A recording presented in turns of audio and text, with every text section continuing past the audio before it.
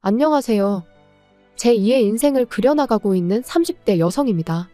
제 시댁 식구들은요, 멀쩡한 사지육신을 두고도 어떻게 하면 저 하나 등쳐먹고 뜯어먹을 궁리만 하던 사람들이었어요. 정말이지 제가 오래 산 건 아니지만 그렇게 염치 없고 뻔뻔한 족속들은 처음이었죠. 그리고 피는 못 속인다고. 연애할 땐 몰랐는데 남편도 별반 다를 게 없더라고요.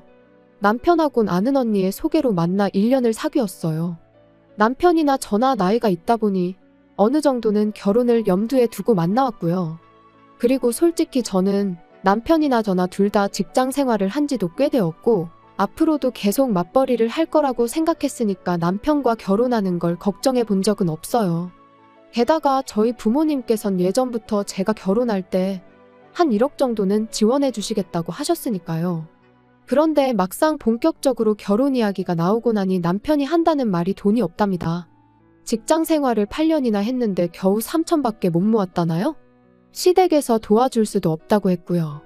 그래서 저는 남편에게 그럼 당장 결혼하는 건 무리라고 솔직하게 얘기했습니다. 양쪽이 차이가 많이 나는데 분명 친정 부모님께서도 탐탁치 않아 하실 거고, 그럼 그런 우리 부모님을 설득하는 과정에서 나나 당신이 얼마나 상처를 받을지 안 봐도 뻔하다. 그렇다고 당장 헤어지자는 건 아니고 앞으로 한 1년만이라도 얼마라도 빡세게 모아보자. 하지만 남편의 고집은 완강했습니다. 세상에 누가 결혼할 때 모든 걸 완벽하게 갖춰놓고 결혼하냐면서 일단 없으면 없는 대로 하고 이후로 같이 노력하면 되는 거 아니냐고요. 그리고 이 상황을 친한 친구에게 털어놓으니 친구가 보인 반응 또한 뜻밖이었습니다. 남편이 해오는 게 없고 시댁에서도 해주는 게 없으면 적어도 너한테도 이것저것 요구하진 못할 거 아니냐. 어쩌면 그게 차라리 속 편할 수도 있다. 어쩐지 남편 말도 친구 말도 다 일리가 있는 것 같았어요. 그리고 무엇보다도 일단 저부터가 헤어지는 건 엄두가 나질 않았던 게 사실이고요. 그러니 어떻게든 좋은 쪽으로 생각을 해보려고 노력을 했던 것 같습니다. 그래서 결국 마음을 다잡고 결혼을 하기로 했는데 문제는 결혼을 준비하는 과정 또한 순탄치만은 않았다는 거예요. 집을 알아보는데 매물도 없고 집값도 많이 올라 아무리 저희 친정에서 보태주신다고 한들 매매는커녕 전세도 대출을 받지 않고는 방법이 없겠더라고요. 게다가 저희가 살게 될 집에서 회사까지의 거리도 무시할 수 없었죠. 그래서 결국 남편과 제 회사 중간쯤으로 해서 오피스텔 생활을 하기로 했습니다. 그런데 그렇게 집 문제까지 해결하고 며칠이 지났을 때였어요. 어머님께서 연락을 해오셔서는 퇴근길에 잠깐 들렸다 가라시대요. 참고로 회사에서 저희 친정까진 30분 거리고 시댁까지는 1시간은 좋게 걸리는 거리입니다. 그러니 당연히 좀 번거롭게 느껴진 게 사실이에요. 그래서 제가 바로 대답을 못했더니 어머님께서 대뜸 오라면 네 하고 오면 될 것이지 무슨 뜸을 들이냐며 언성을 높이시는 게 아니겠어요? 너무 당황스러워서 일단 죄송하다 얼른 가겠다 하고는 곧장 남편에게 전화해 어머님이 집으로 오라고 하시던데 혹시 무슨 일이라도 있냐고 물었습니다. 이유라도 알고 가면 저도 나름대로 생각을 하고 갈 수 있으니까요. 그런데 남편이 아주 금시초문이라는 듯 오히려 저한테 이유를 묻대요. 그러니 저로서는 시댁에 가는 내내 어찌나 초조하고 긴장이 됐는지 몰라요. 그리고 그렇게 부랴부랴 도착한 시댁에서 어머님은 생각지도 못한 이야기를 꺼내셨습니다. 듣자 하니 오피스텔에서 살 거라던데 그게 사실이냐고요. 그래서 그렇다 하니 그럼 혼수는 어떡할 거냐대요. 그런데 이때 전 솔직히 어머님이 뭐라도 하나 해주시려고 물으시는 줄 알았어요. 아무래도 저는 모아둔 돈에 친정에서 해주는 것까지 하면 거의 2억 가까이 들고 가는데 남편은 겨우 3천만 들고 오는 상황이었으니까요. 그러니 어머님도 마음이 쓰이시는가 보다. 그래서 뭐라도 하나 해주고 싶으신 건가 뭐 그런 식으로 생각을 한 거죠. 그래서 걱정 마시라고 요즘 오피스텔은 풀옵션이라고 해서 웬만한 건 다 갖춰져 있다 했습니다. 아무것도 안 해주셔도 된다고요. 그런데 어머님이 보이신 반응은 제 예상과는 전혀 달랐습니다. 저더러 너 지금 무슨 얘기를 하는 거냐시며 너 그럼 아무것도 안 해오겠다는 거냐고 물으셨거든요. 그리고는 맏며느리 자리로 시집을 오면서 맨손으로 오는 게 말이 되냐고 다른 집은 맏며느리가 시집 올 때 시부모 밍크 사주고 신우 명품백 사주고 그런다던데 넌 어떻게 그렇게 뻔뻔하냐입니다. 그리고는 이 결혼을 시키는 게 맞는지 모르겠다 하시는데 거기서 저도 확 정신이 들었죠. 그리고 그때는 결혼이 엎어지더라도 할 말은 해야겠다 싶어서 저도 따박따박 따지고 들었어요. 그렇게 치면 저희 집에서도 남편이 맞사위인데 남편도 해오는 거 하나도 없다. 그리고 어머님이 먼저 말씀을 그리 하시니 저도 하는 건데 저는 2억 들고 결혼하는데 남편은 3천이 다다. 요즘 아무리 세상이 달라졌어도 적어도 반반은 맞춰야지. 어떻게 겨우 3천만 들려서 아들 장가를 보내시냐. 그랬더니 어머님께서 저한테 누가 너더러 그만큼 들고 시집 오라고 했냐입니다. 네 부모가 내 아들 좋으라고 그 돈 해주냐고. 너 좋으라고 해주는 거 아니냐면서요. 그리고 그렇게까지 이야기가 나왔으니 솔직히 저는 이 결혼은 안 하는 게 맞다 싶더라고요. 그래서 무슨 말씀이신지 잘 알겠다. 부디 어머님 마음에 쏙 드는 며느리 찾으시라 말씀드리고 뒤도 안 돌아보고 자리에서 일어났지요. 그리고는 현관으로 향하는데 신우가 기가 막힌다는 눈빛으로 저를 쳐다보더라고요.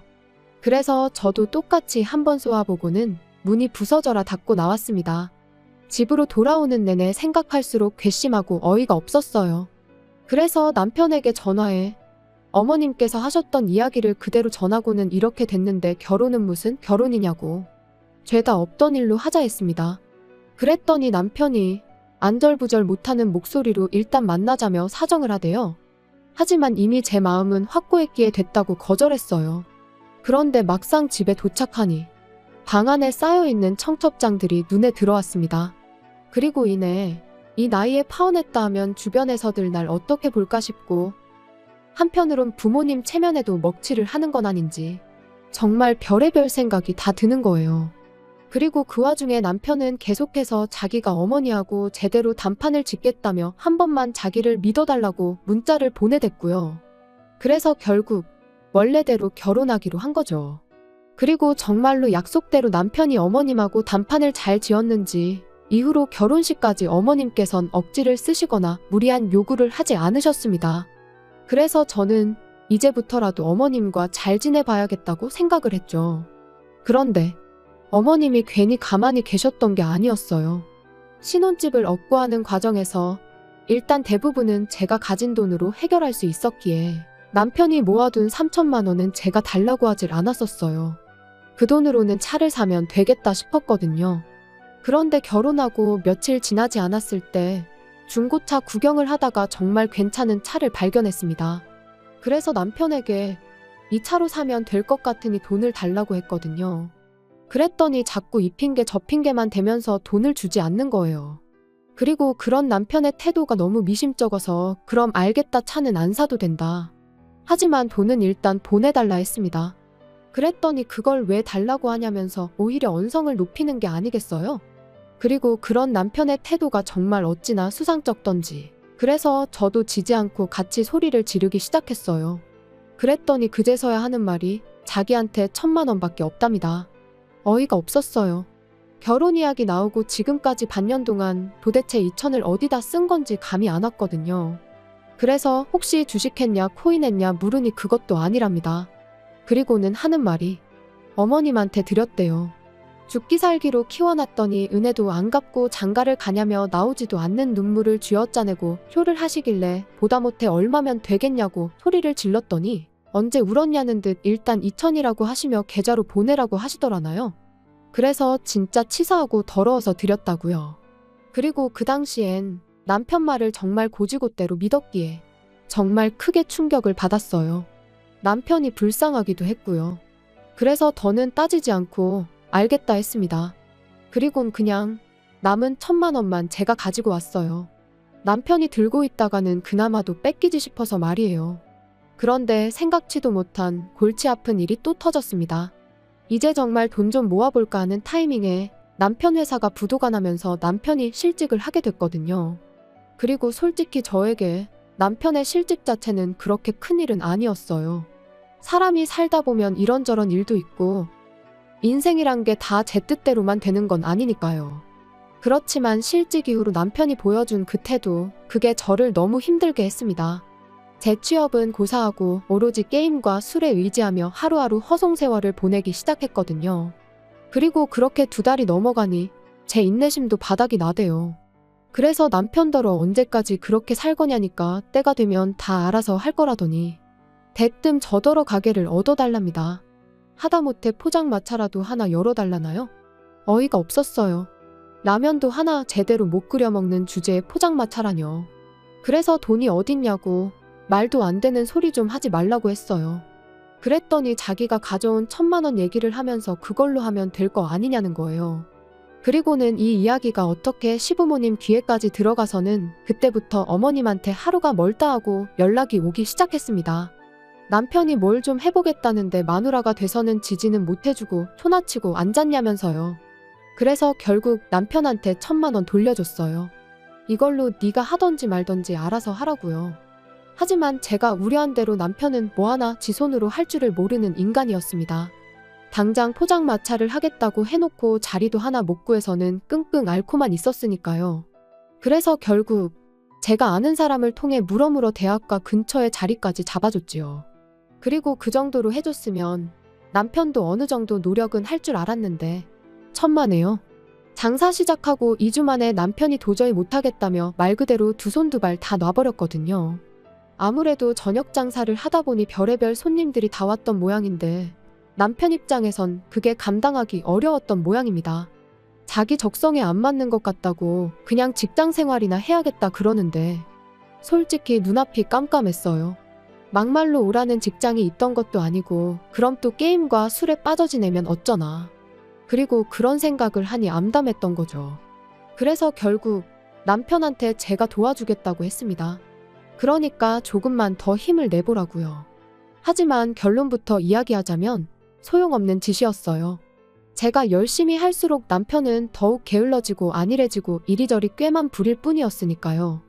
그리고 그런 남편을 어르고 달래다 보면 저는 2배, 3배로 힘들고 우울해지고 그래서 결국 남편더러 100만 원만 벌어도 좋으니 내일이라도 당장 출근할 곳을 찾으라 했습니다.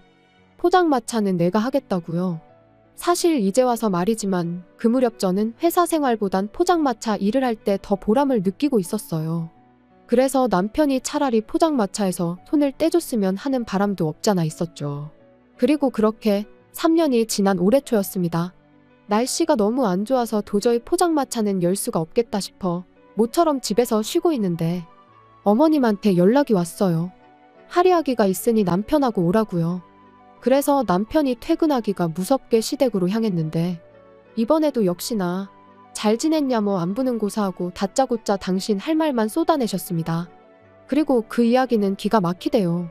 남자친구가 있는 줄도 몰랐는데 신우가 임신을 했다고요. 게다가 그 남자친구가 신우보다 10살이나 어리다는데 뭐라 할 말이 없었죠. 하지만 뭐 제가 어떻게 생각하든 두 사람이 좋으면 그만 아닌가요?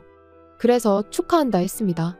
그랬더니 어머님이 너는 하나뿐인 신우가 시집을 가게 생겼는데 말로만 그러냐면서 신우랑 결혼해야 할 남자가 가진 게 쥐뿔도 없어서 큰일이다 뭐 그런 푸념을 잠깐 늘어놓으시더니 그래서 말인데 저더러 가게 열려고 모아놓은 돈이 있지 않냐며 일단 그 돈을 좀 쓰셔야겠답니다.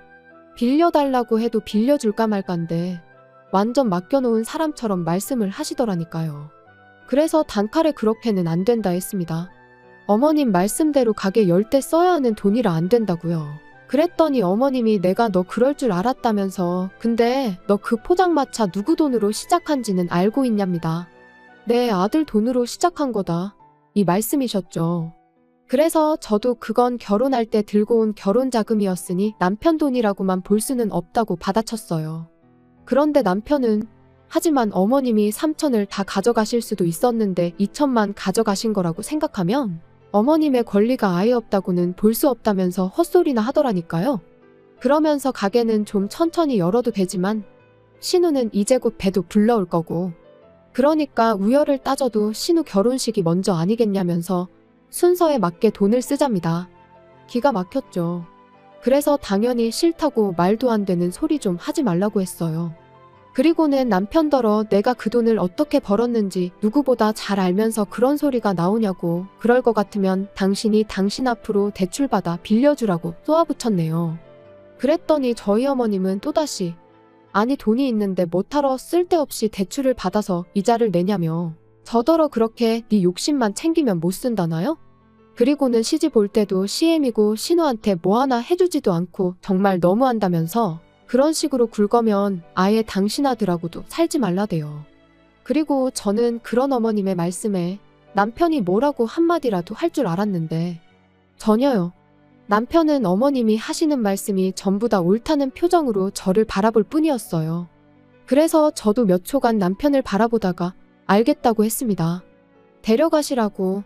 지금 당장 제가 먼저 남편을 포기하겠다고요. 그랬더니 그제서야 어머님도 남편도 그리고 신우까지 이게 아닌데 하는 표정을 짓더니 남편이 제 손목을 잡아 끌고 방으로 데리고 들어가선 왜 이렇게 일을 키우냐입니다. 그냥 이참에 몇 푼이라도 도와주고 어머님한테 인정받고 하면 얼마나 좋으냐면서요. 하지만 이제 와서 인정은 무슨 다 필요 없다 했습니다.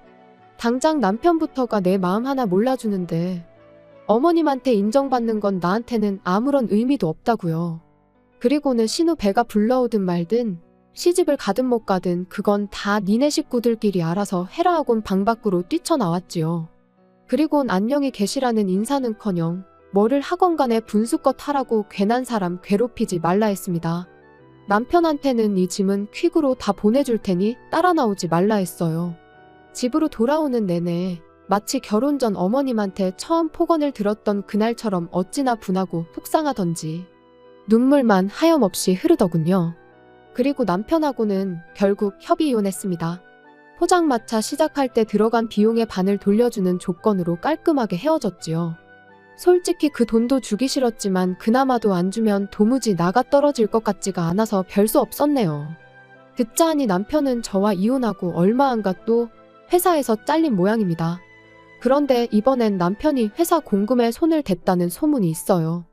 혹시 신우 결혼 때문에 그런 짓까지 한 걸까요? 이제 뭐 저랑 상관없는 사람이니까 제 알 바는 아니지만 남편을 생각하면 불쌍하기도 하고 한편으론 한심하기도 하고 미움보다는 애증이라고 봐야 할 것 같네요. 아무튼 남편과는 헤어졌지만 그 사람이 아니라면 장사를 시작할 엄두조차 못 냈을 테니 고마운 마음도 조금은 남아있기에 그 사람은 그 사람대로 잘 살기를 바랄 뿐입니다.